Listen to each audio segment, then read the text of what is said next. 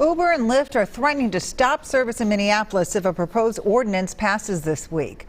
This comes just months after Governor Tim Walz stopped state lawmakers' attempt at rideshare reform by issuing his first ever veto. WCCO's Alan Henry has a look at what the ordinance would do and how other areas pass similar laws without losing service.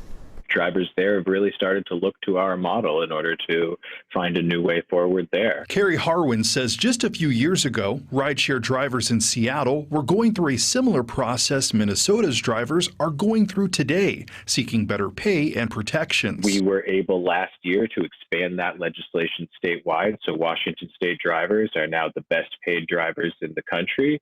They also enjoy paid sick time, paid family medical leave, workers' compensation insurance, and just cause protections against termination. Minnesota seemed to be on a similar path this spring before Governor Walz issued his first ever veto. Now city councilors in Minneapolis have introduced their own plan. The Fair Drives, Safe Rides ordinance would establish a minimum pay, give protections for drivers facing removal from the app, and create a resource center to help drivers. Both Uber and Lyft say if it passes, they would have no choice but to stop service in the city starting January 1st. Well, you know, they do like to play hardball. And while I'm not aware of any specific threats like that, there certainly were a lot of scare tactics that we saw coming from Uber and Lyft. It's unclear if the Minneapolis ordinance will pass council on Thursday or whether the mayor would sign it.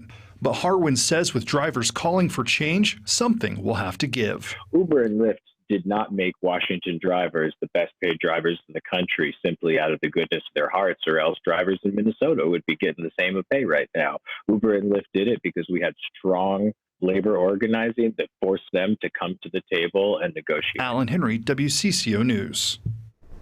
We asked Mayor Frye's office about a potential veto of the rideshare ordinance. His office said that they haven't made a final decision yet and that Mayor Frye supports drivers being paid more. How to get there is very complex and requires more information.